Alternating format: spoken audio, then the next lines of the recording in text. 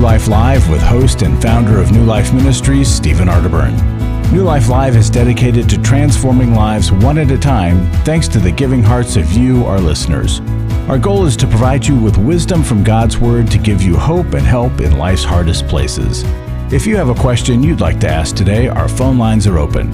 Call 1-800-229-3000. That number again is 1-800-229-3000. Now here's Steve. Hi there, and welcome to New Life Live. So glad you've tuned in today. We've got a really special program today with a special friend of New Life, and that special, she's been on before. She's spoken at our recovery conferences before, and before I welcome Amanda Anderson, I'll welcome Milan Jurkovic. Hey, Milan. Hey, Steve. How are you? I am good, and really excited to have Amanda on because she has accomplished what many people want to accomplish. She has published a book, and it's called All My Friends Have Issues. Amanda, welcome. Thank you, Steve. We're glad you're here. And, of course, Amanda is also going to be speaking at our recovery conference, our Life Recovery Conference that we're doing on October the 5th in Irvine.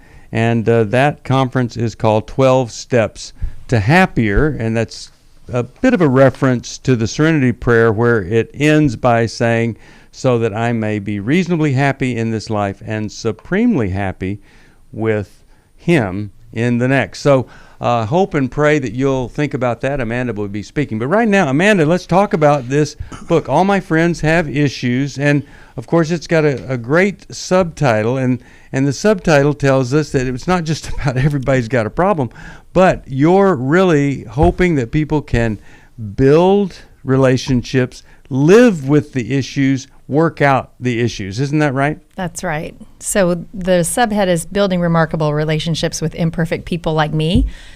So it's not a book for people who are perfect to go tolerate people who have problems. Yeah. Yeah. Well, that's probably, there's not very many people that would want that. Well, actually, maybe they think they would want it, but they really don't. I don't think that's an unpopular view, actually, that people would be in that group, personally. Mm-hmm. Well, it's interesting because really everything that we talk about here, and like with Milan and Kay and how we love, is we're all looking at some common imperfections or issues that we have. And here you're telling folks, hey, this is reality, and here's how we work through them and grow with our friends versus accepting and patting someone on the head. Oh, you're sick. I'll stick with you. This is really a practical guide to a deep friendship. What do you think is, let's just say, one of the most important things in a friendship being a real, live, authentic, down-to-earth friendship? I think the key to being an authentic friend is self-awareness, because you can't share yourself authentically if you don't know yourself. And so the beginning of the book talks about the concept that I need to be constantly pursuing rigorous honesty with myself and then share it as I discover it with safe people and develop safe relationships that way. Because, you know, as Jesus said, we can all walk around and recognize the speck in someone's eye and ignore the plank in our own. So I can't be authentic if I don't know me. Right. And you know what? It's just a fact of life. We are blind to many of the things that exist within us. And if we don't have a real, live, authentic friendship where somebody could say, hey, have you thought about this? Or here's something that I'm noticing. If that just causes shutdown, we're never going to be able to grow. All right, well, there's the music. We're going to take a break. You can join us, 1-800-229-3000, 1-800-229-3000. If you were on the program, or if you listened to the program Friday, it's a great program with Ken Harrison. I was at what some people call Wally World. It's actually Holiday World with my family. We were camping. Sorry I missed that show, but it was really good. And if you have any desire to hear it, you know, you could go to the website. You could get the app. You go to newlife.com, go to the App Store, get the New Life app, Facebook. It's there too. But really, great program. We'll have him back. He's an amazing guy, and they're relaunching Promise Keepers, and it's going to be good. 1-800-229-3000. Have you experienced a crushing blow to your world? Do you feel all alone or humiliated? Do you feel inadequate, judged?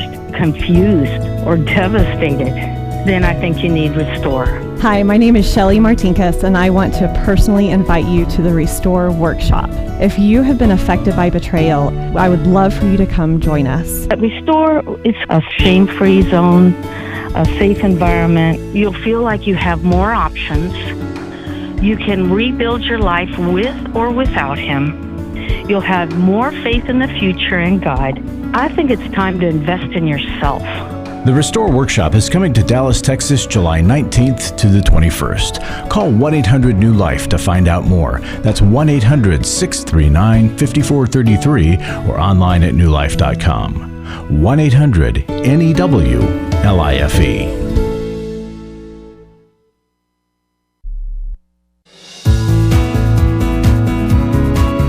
To find out more information about New Life or to order any of the resources mentioned on today's program, call 1-800-NEW-LIFE. Now back to New Life Live. We are back. Steve Arterburn here with Amanda Anderson and Milan Yurkovich. Amanda's brand new book. It's really a great one. It's All My Friends Have Issues, Building Remarkable Friendships with Imperfect People Like Me. Really sorry I missed on Friday. I was camping out with the family at Holiday World. Rode several roller coasters that were beyond my age limit.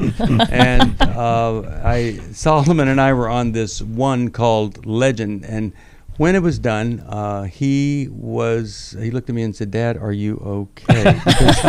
He says, the whole way I'm going, and it was true. So anyway, other than the slip disc that I have, I had a great weekend there and glad to be back. And again, Ken Harrison, Promise Keepers CEO, they're relaunching. If you want to watch that program, you can do it on the YouTube channel or the New Life app, newlife.com. But we're glad that Amanda's here. And here's this book, and it surely has to be a great book for this day and age, in that so many people are disconnected. Why do we need to really focus on the face-to-face, the connection stuff so much that is being neglected today? Well, New York Post reported a month ago that the average American hasn't made a new friend in the last 5 years. Whoa, that's amazing. Which is amazing, and the article went on to say it didn't mean that they necessarily had long-term friendships too. They are just in isolation, whereas we're focusing on getting more and more followers, more and more friends on social media. And so people can fool themselves into thinking they have relationships by, scrolling on their phone. They feel disconnected and anxious, and they might just sit on social media, and that's like chewing gum when you're hungry. It gives you something to do, but you're not really being nourished. So I really hope the book inspires people to develop face-to-face relationships, because I don't believe you can really know someone unless you're in the same room. We read each other's body language. We make eye-to-eye contact. And that's where we really find comfort and connection and emotional connection. Not that you can't maintain friendships on the phone, but most of my best friendships I met in real life, doing real life together. So I hope that inspires people. So many of the people, however, that I'm sure that poll reflects upon are people who never had anybody ask them any questions their whole life. They didn't grow up with somebody inquiring, helping them, as you said earlier, identify and learn self-awareness, or to observe themselves. Their self-observation skills are missing because no parent ever reflected to them what they see. In Genesis 4, when God says, "Cain, your countenance is fallen," he could see his body language, and he addressed that. And so you're right. We have a whole generation of people that don't know how to connect, but odds are they never learned it. Right. And so that's what the church needs to do, is teach that. Yes, and so before we go to the calls, I'll give you the number here, 1-800-229-3000. So let's just say I'm one of these people that hasn't made a new friend in an average of 5 years. What is this book going to teach me so that I might end up in another 5 years being able to say, well, I've made 10 new friends over the past 5 years. I don't fit in that category anymore. What do you have there that is a really great value for folks who sense I need to make some friends? Well, one of the things the obvious thing. I'm writing it. I'm thinking this is so obvious, but like leave your house, join a support group, show up to a Bible study, take a class, find a place to meet people. But one of the things I really hope is helpful is it talks about the difference between being authentic and being intimate and how to reveal things about yourself in safe ways over time. Because so many people who I talk to when I speak to women's groups say, well, I tried to be authentic and people ran away. But what happened was they just met someone and then they threw out their darkest stuff like as Too a much. dare. If I tell you it all right now and you run, then it'll be this self-fulfilling prophecy. If you really knew me, you don't love me. So I kind of try to walk women through, this is how you actually share yourself in safe and healthy ways so that you have confidence in the people that you're sharing confidences with. Yeah, Because that's good. no one taught me that. So I'm a chronic oversharer. I'm a recovering oversharer. Well, and it really is important that we share with a motive of loving well, that this is part, I love this person, I want to share who I am. I don't want to dominate the conversation or the relationship. I don't want them to heal whatever it is I share. I want them to know me, and I want to know them in return. So motive, very, very important. Well, you know, Amanda has given us a little path here toward being authentic, but not being overbearing on another person. And we see that sabotage or self-sabotage so often, and we want to help folks like that, and this could do it. All my friends have issues. One sure way to not have friends with issues is to not have friends. Now you have the biggest issue, so this will help you with the bigger issue than not having any friends. All right, here we go. Let's go with Lisa. Fort Worth, Texas is where she's calling from. KWRD. Hi there. How you doing? Hi, how are you? Great. How are you today, and how could we help? So I'm doing great. Thanks for asking. I just got married a year ago, and I have 4 new stepchildren, and the oldest, who's 26, male, verbally attacked me with profane language, cursed my marriage to his father, and we're all believers. He has some really deep-seated unforgiveness and grudge against his father, but he took it out on me. I tout myself as somebody who loves healthy relationships. I'm an outgoing extrovert, and I just feel led to not let this stew and to have something done about it. But we live very, very far away from him. We reached out to his pastor, and radio silence. So I need help and just wanted to know what you guys thought. Well, let me ask the most pressing issue on my mind, and that is this. What was your husband's response, and what has he done about it since then? So he came home from work after I told him what happened, and he got on the phone with his son and said, "You owe my wife, your new stepmother, an apology." And then he reached out, and then, the son refused. I don't owe her anything. And then he reached out via message to his pastor, and his pastor, alluded that he was going on vacation and that he will get back to him. And now it's 3 weeks later. And I will say that my husband is he's an avoider. Mm-hmm. But I was proud of him for asking him to tell me he is sorry for what he has said. So he did make an effort, but I come from a very different type of family, so this is a struggle for me. Sure. Just curious if anybody has any insight as to why the boy had these words to say to you. Yes, just because, high conflict family past. Mother left my husband for a convicted convict. The children felt very confused and sad that my husband didn't do more for the situation, like did not come in and rescue them. Mm-hmm. And I think I believe, from what I know, is bitterness, deep-seated bitterness and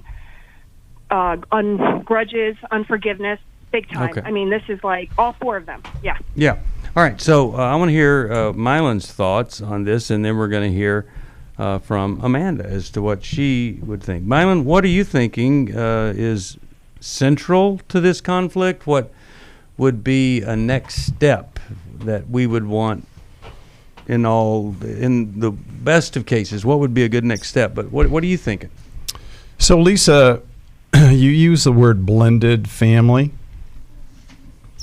I don't use that word because just per your point, many families like yours don't blend well. And the reality is the kids are hurt. They're angry. And you seem to discredit emotions as being valid, especially if they're negative emotions, as though that's wrong or they have to apologize. But they're hurt. They've been through a war zone. And we never stop. You know, it's interesting because a person gets a divorce, they find someone new, they fall in love, and then they drag the children into that love relationship. The children didn't fall in love with you, the husband did. Mm-hmm. So they're on a different timetable than you are. And some of them, and I've seen this so much over the years. So here's what I would recommend doing, and I think this is an entirely different approach. But if you called their pastor, I'm deducing that the pastor's role would be to shame him or tell him to be obedient and not be bitter and not be angry and to apologize. That would be the role of the pastor. I don't think that's what this young man needs. Somebody needs to sit down with him and ask a simple question. What hurts? You really hurt. Let me listen to what hurts inside of you. And then to even be able to say, you didn't pick this marriage, your dad did. So you're a drag along. And these kids are not really, who says this is what they wanted? Maybe they wanted their mom and dad to be together. Maybe they wanted things to change. You indicated that. So Lisa, I can understand how you'd be hurt, and I empathize with you as the newcomer. But I would take the role of simply talking to the young man instead of commanding and demanding a forgiveness statement, saying to him, your behavior is telling me that something really hurts inside.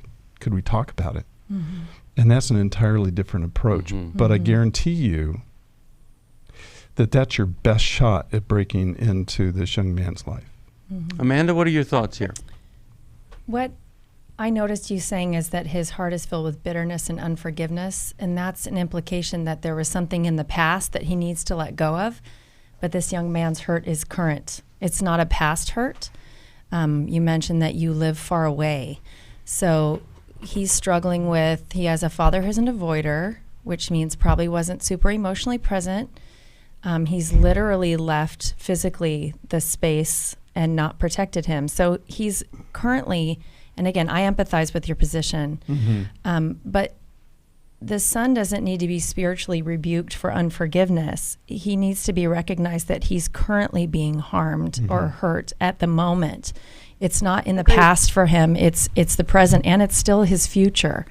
So I agree. Get a pastor to listen to him rather than rebuke him. No, what I'm saying is that Lisa needs to listen to him and not invite a third party in. Lisa is the one that needs to walk straight in to this young man's life and say, you hurt, tell me all about it.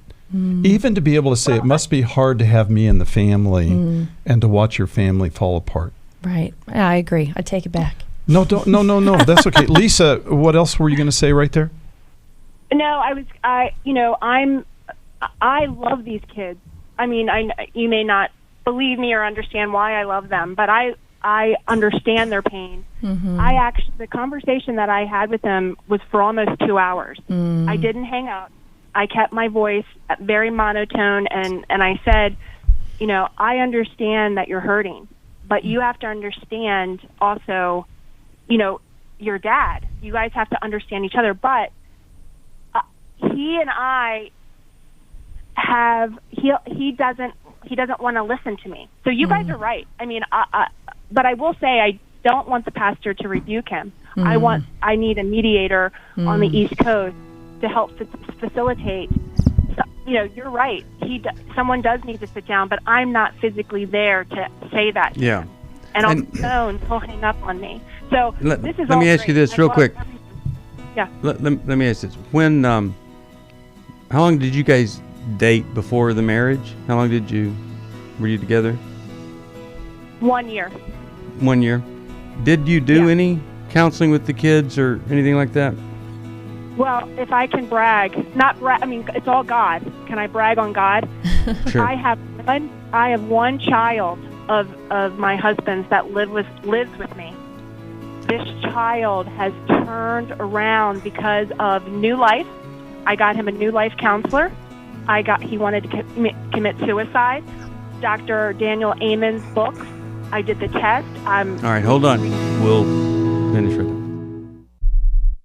My wife had found me out through my past and my sexual addiction since I was a small child. It really gave me the opportunity to start digging into my past, start digging into my childhood, figure out what was causing me to feel the way I was feeling. Every Man's Battle will really give you that opportunity because all the guys there in that room are there for the exact same reason you're there. I don't want to be the reason that my kids are going to counseling. I don't want to be the reason that they begin to struggle with the same issues that I'm struggling with, and I've got to put an end to this. Yes, you can be different. God does love you. You can be forgiven for this, and there's a way out of this. But you have to acknowledge that you have to change, and that there's a problem. If you're struggling, call us. There are people on the other end of the line who want to hear from you, who want to help you. We don't want you to hand down something to another generation that just looks like pain and destruction. You can hand down redemption. But you got to take that first step. Just give us a call. It's 1-800-639-5433. It's 1-800-NEW-LIFE. Hi, this is Steve Arterburn, and for 30 years, New Life has been the most trusted name in Christian counseling. I'm an addict, and I'm trying to get God in my life again. You seem to be able to get to the crux of a problem quickly. Our Christ-centered treatment programs can help you break free to embrace all that God has for you and your family. I just want to thank you guys for bringing me to a relationship with Jesus. There really is help for marital problems, depression, addictions, panic attacks, and feelings of hopelessness. I came back with so many tools to help me prepare myself to fight this struggle and this battle that I have every day. You can start living again today, living the life God intended for you. Help is available at 1-800-NEW-LIFE. They did care, and they did follow up very lovingly, and it made all the difference in my life. Call us at 1-800-NEW-LIFE. Someone who cares is waiting at the other end of the phone. God can open the door to a better tomorrow right now. Just call us at 1-800-NEW-LIFE. 1-800-639-5433.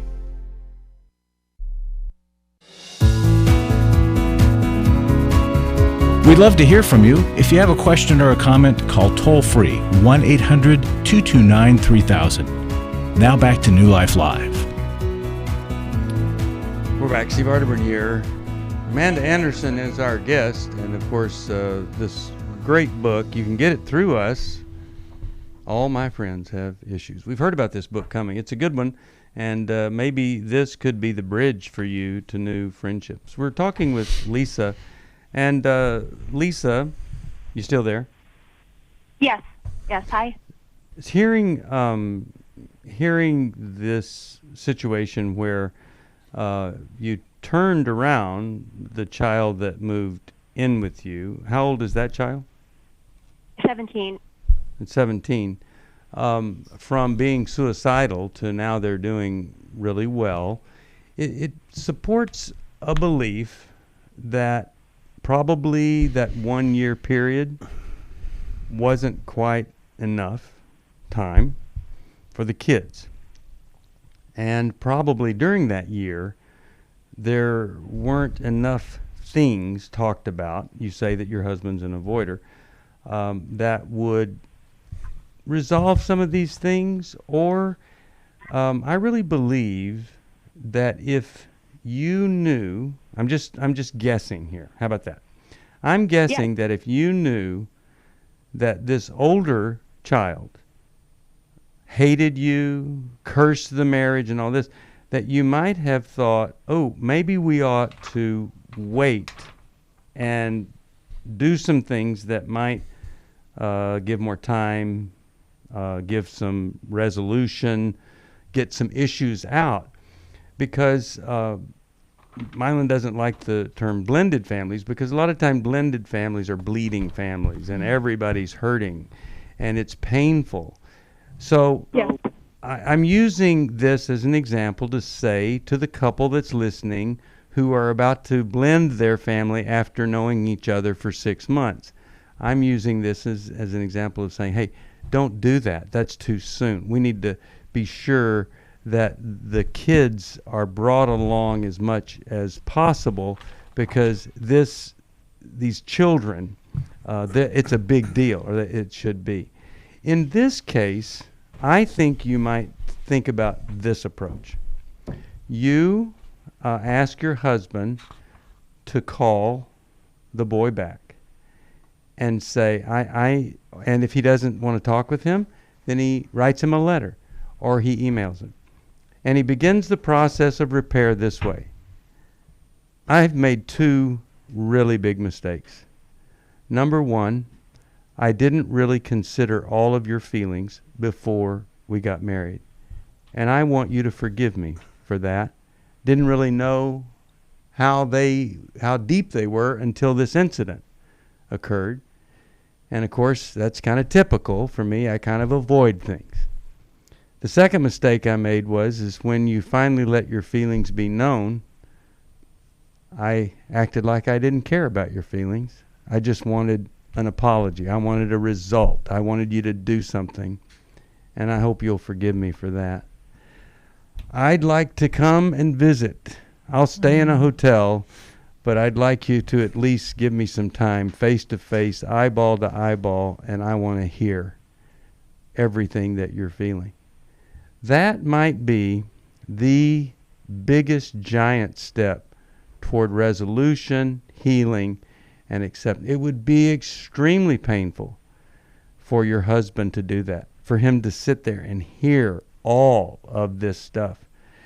Even if the son didn't agree to the meeting, he would know there was a desire for it, and he would surely read the letter that followed that would more fully explain how bad your husband feels about not bringing all the kids and their feelings out in the open more, doing more work, giving more time before putting the marriage together. Now, those are my thoughts after just hearing a few things about this. What do you think about that approach with your husband? I love it. I love it. I'm going to share this with him. And your husband should know it's done in the spirit of not who's right, who's wrong, whatever, but it's just, okay, here we are. How do we get beyond it? This probably, this major step on his part might be the best way. You know, Steve, a conversation like this should not have any buts in it.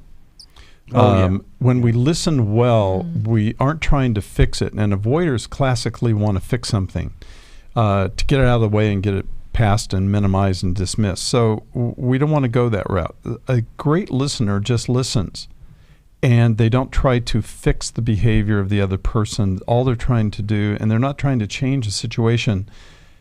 The person that is speaking, the 26-year-old, should watch them walk away and think, wow, they really wanted to hear me, not give me a lecture or throw Bible verses at me or hyper-spiritualize this thing. They just wanted to listen to me. And that's how you want them to feel when you walk away. Listen today, fix tomorrow. So to separate these two things is really an important point. And you know, I just think it would be such a radical move on the part, especially, coming back and saying, woo, blew it again here. It really does have some potential for healing. Whether it does or not, I think it is part of just doing the next right thing. The Bible says, as much as it's up to you, and you don't know what his response would be. But I think in that as much as it's up to you column, I think a great, humble apology and a desire to hear could go a long way. I'm so glad you called. I'm going to send you Amanda's book, All My Friends Have Issues. For Most of my life I've been dealing with an opiate addiction. Why is opioid addiction quickly becoming one of our nation's biggest killers? Maybe it's because it isn't only those who are addicted who are in denial. We did what I see so many parents do, is it can't be an addiction. There's something medically wrong. It's impossible to solve a problem when you don't know what you're up against, and families will try to find any explanation except the one that will put them on the right path. Alcoholism and drug addiction is a family disease. It doesn't affect just the individual. If someone you love is abusing painkillers, know what you're up against. It's time to admit it's addiction and seek treatment. Call us today at 1-800-NEW-LIFE. We have Christ-centered partner treatment centers around the country. Call 1-800-639-5433 or visit us online at newlife.com. We just made a decision. We will do whatever it takes. 1-800-NEW-LIFE. God pulled me out of the gutter of my life that I was living in. I have done a lot of work over the last 40 years.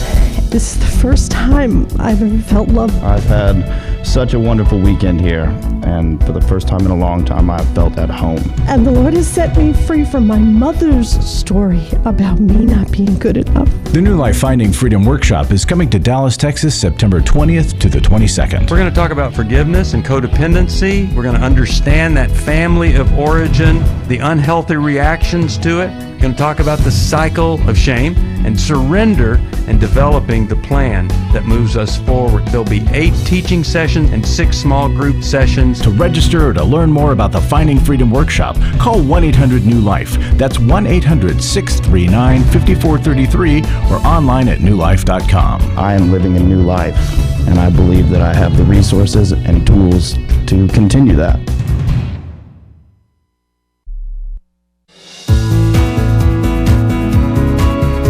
Glad you joined us for New Life Live. To be a part of the program, call 1-800-229-3000. Now back to New Life Live. We're back. Steve Arterburn here. Mylon Yurkovich is in the studio along with Amanda Anderson. She has this wonderful book, All My Friends Have Issues. Larry Sonnenberg's my friend. And Larry, I'm sure that you might think you have a friend that has a lot of issues, me. And so let's talk about well, that's the reason we're here, huh? That joke just never gets old. Yes, issues. We have issues. We have all issues. All of us do. And I want to tell you about a guy that has issues. Which guy? I mean, there's. I'm going to tell you here in a minute. No, I like to tell people about why they should give, about the impact this ministry has all the time, and this is very different. Well, you're laughing, and yeah. so I when Larry starts laughing, sometimes it gets out of control. But go ahead, Larry. One of our ministry service representatives, Jeff, got a phone call, and he sent me an email. He says, "I can't make this up." He said, "A guy just gave $50 towards the matching gift fund. I asked him if he wanted the grocery tote and People Fuel book, and he did. However, he wanted the entire $50 to go to New Life, so he paid for the book and shipping. But here's the interesting part. He had a dream for the past 3 nights that Larry was outside. You were outside his window. I was outside his window at around 1 in the morning asking for help. And one of the evenings, Larry was holding a ukulele. Now, because of the ukulele, I was wondering if he got Larry mixed up with Steve. That's right, because I have a ukulele That's right. collection. Yeah. But at any rate, we had a good laugh together about his dreams. So I'm just, this ministry makes a lot of difference in a lot of people's lives in ways we don't expect or even recommend. Right. Well, you know what I think too, Larry, is that you are a dream because you've helped so many nightmares get turned around, and we only can do that with the support of other people. And we don't want folks to be asleep at the wheel. We want them to help us, right? Yeah, I don't want to take this lightly, but that was funny. I had to share it. Yeah, it's amazing. Our matching gift is really important. Yeah, we are 54% matched, and we've gone through 61% of the time we have to get it matched. So we're lagging a little bit.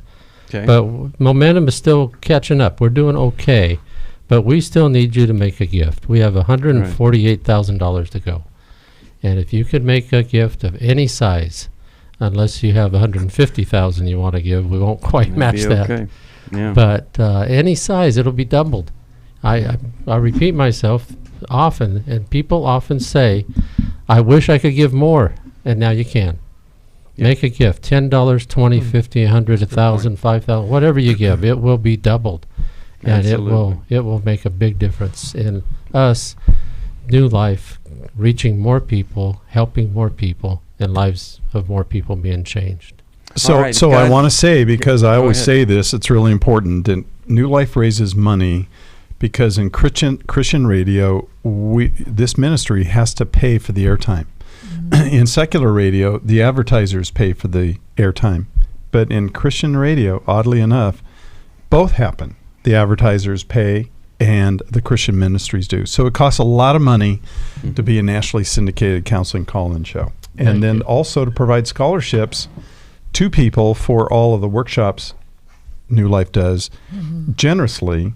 As a person who just comes in to do radio, I don't work for New Life. I just want you to know this is a great corporation, and you can give with a great heart and for the right reasons. Thank you. All right, 1-800-NEW-LIFE. Thank you, Mylon. Thank you, Larry. 1-800-NEWLIFE. Call us if you can help us.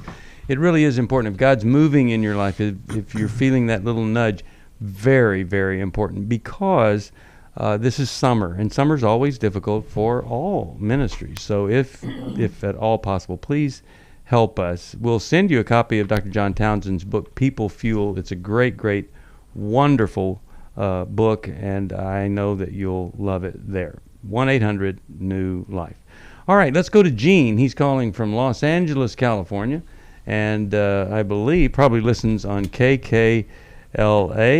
I can't actually pull Gene up yet, but he's calling Gene or she, one or the other, male, female, don't know. They're LA, KKLA. And hi, Gene, how are you? Oh, I'm hanging in there. Well, tell us what's going on. We're doing all right. Well, my mother was in a horrible auto accident when I was 13, and someone mentioned me the other day, I've pretty much been caretaking since I was 13, and it was a big trauma for me. So, and I've been on disability for PTSD. I guess that's what I don't want to go into that though. And then I guess the lovely woman I spoke to before you told me to mention. And now I've been, since my mother passed in 2008, I've been caretaking for my World War II veteran father, and we didn't exactly have we love each other immensely. It's just it's kind of love-hate growing up. But then she mentioned my main question. What I really called initially was the book caught my interest because how all my friends have issues, but the point you were talking about before the book was about how, I guess the main question was how to not overwhelm people with like my past or issues, because I really haven't had a life of my own yet, and I guess I'm a survivor of the mental health system too, and I'm a little scared I don't want to unload, and I have a toxic family. I mean, when my mother passed, she has the largest family, and I'm an only son, and both sides of my family are pretty toxic, and I've forgiven my father, but my mother literally kept us from killing each other at times, and it's strange, my mother was a Navy officer, a nurse in World War II. She was a World War II veteran too in Japan, and then they met when my father was in maintenance at the Naval Academy. Yes, sir. Let's just stick to this one thing here. And what's so obvious is there's so much pain in your voice. And you talk about loving your dad, but now to hear that your mom kind of kept you from killing each other, it's really, really sad for us. If there's one question we could help you with, what would that be?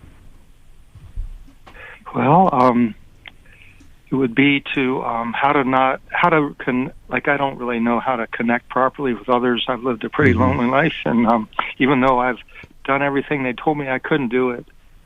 Yeah. Because I ended up in NIH when I was like 15.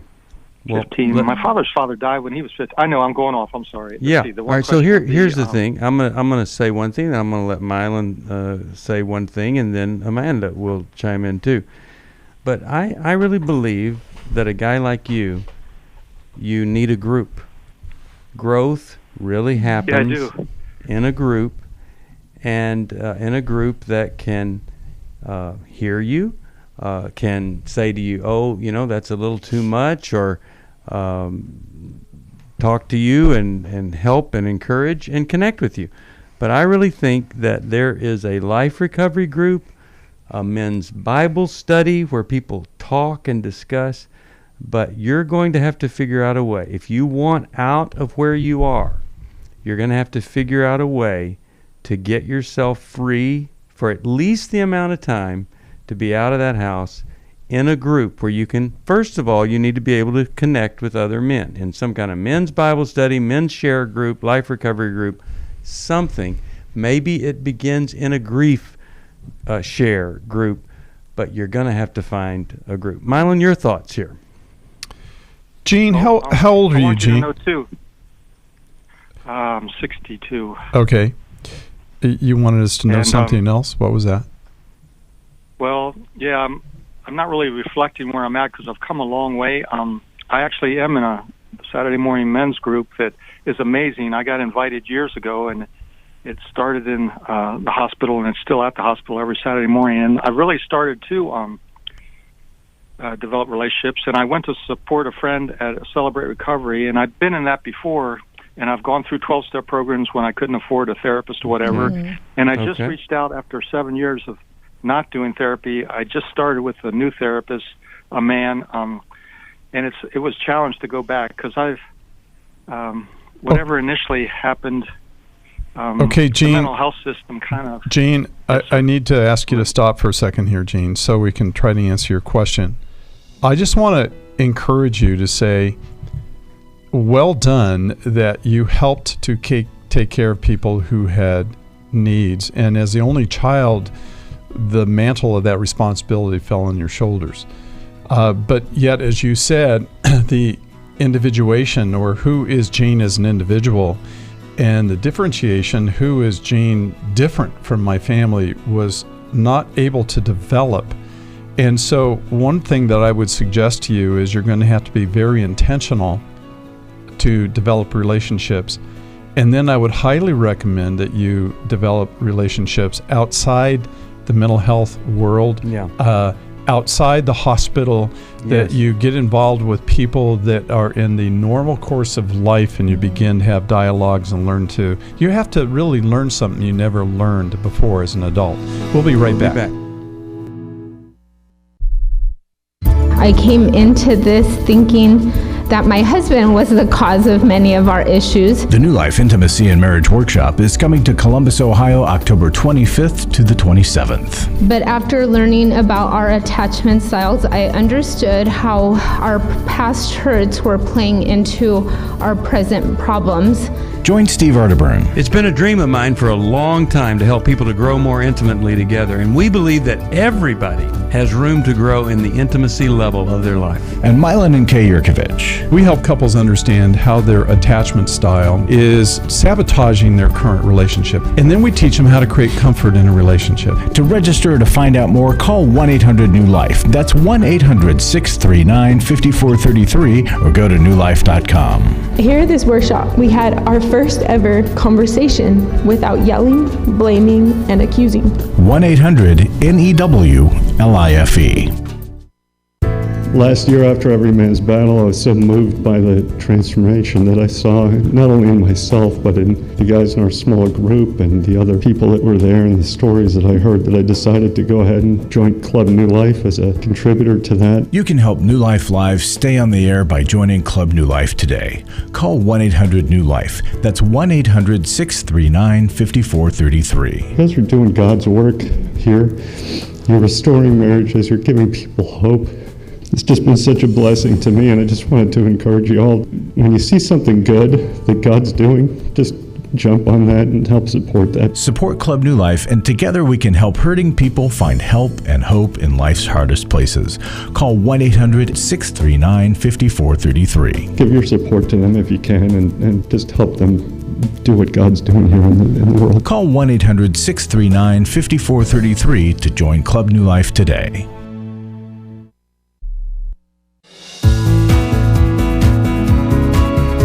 find out more information about New Life or to order any of the resources mentioned on today's program, call 1-800-NEW-LIFE. Now back to New Life Live. We're back, and we're talking with Gene. He's served all his life. He's been a caretaker all his life, and we're trying to encourage him to do some things for Gene. Mylan said, hey, get in a group that's not related to the mental health system or the hospital. Amanda, what do you think here? I mean, you've got a great book on how to connect. Gene, what I want to suggest to you is to check out a group for codependency, a Codependence Anonymous group. If you can find a New Life Recovery group for codependency, that's great. A codependence.org meeting is great. Codependency is a behavior of caretaking that we learn from childhood. We over-identify with the pain of other people, and we disassociate from our own. We don't have our own needs. We feel guilty when we have our own even hobbies. We don't know what we actually even enjoy doing. And so that specific support group can really help you to connect with other people with that specific issue. We start to hear each other's stories out loud, and it becomes really helpful. When Mylan said we need to get you out into the world to connect, my first thought was he could do some volunteer work. But no, we don't want you serving anybody else. We don't want to put you in the role of I'm here to help, because you've been in the role I'm here to help your whole life. So is there something that you enjoy doing that you can join? Can you go take a class in golfing, hitting some balls? Can you go take a tennis lesson? Can you find something to connect with that you enjoy? Because if you've been a caretaker, you haven't allowed yourself to find what you really enjoy, and that's soul feeding. It'll give you something to talk about and connect with. Right. So you're not, so everywhere you go to connect with people, you're not just talking about trauma. Yeah. You're learning to connect with people in a social situation beyond trauma, beyond pain, in some new ways. Okay, so I'm going to send you her book, and I think you're going to like it. And there's some really great stuff in here for you in developing some friendships. The issue of oversharing is here. And so all my friends have issues coming your way, Gene. I'm so glad you called. I want to hear about things a year from now, because I really believe that God's got a life for you outside of caretaking. And I hope we've said something that might get you into a different mode. Let's go over here to Becky, Goshen, Indiana. Watches us on television, NRB. Hey, Becky, how are you? How can we help today? Don't have a lot of time, but I did want to get to your call. Okay, thank you. Yes, I'm doing all right. My son was married back in 2006, and just a year and a half ago, his wife left and took the kids. Didn't know where they were for 5 weeks. Anyhow. The short of it is they divorced about 6 months ago by her choice. He did all in his power to heal the marriage. And she wouldn't go for any kind of, counseling as far as an intensive kind of thing. Yeah. So my question is, I am his mom, and now she has decided she... decided what? And she's pursuing what has she him. decided? What has she decided? You cut out there. Oh boy. Oh, sorry. Did you say that she wants the marriage to get back together? Yes. And what is his thought on that? Mental health issues that I know, can be helped, but she's in a better thinking now. Mm-hmm. But my question is, it's been a year and a half since she left, and then he got physical custody of the kids just because that made the most sense to outside, observation. So now that she wants to come back, I don't know if she's safe, really, and I'm afraid for them to jump back into the... Well, they shouldn't jump back in together. They should be in a process. Mylan, what do you think are some key things in the process of exploring reconciliation here. Well, marriage is a great exposure. It's a full-length mirror that shows us who we are to one another. And this marriage plus children stressed the relationship, and she had to leave. And she took the kids, which legally you just can't do. You just can't walk away with the kids and take them as though you own them or they're your possession.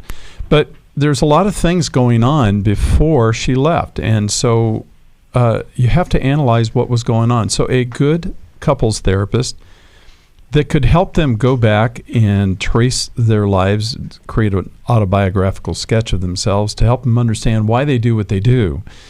And until they understand that and then the core pattern of what was going on in between those times in the relationship, what was the reactivity? What was going on in there? And unless they have a handle on that, this will happen again because they don't know what caused the hurricane that caused the division to take place. They have to have somebody help them analyze that. Yeah. They did go to a counselor 9 years ago. Yeah. Okay. So and over time to do it again. They did. Well, all right. Go ahead, Steve and Well, and I'm Amanda. just because we have so little time. Amanda, you had a quick comment there?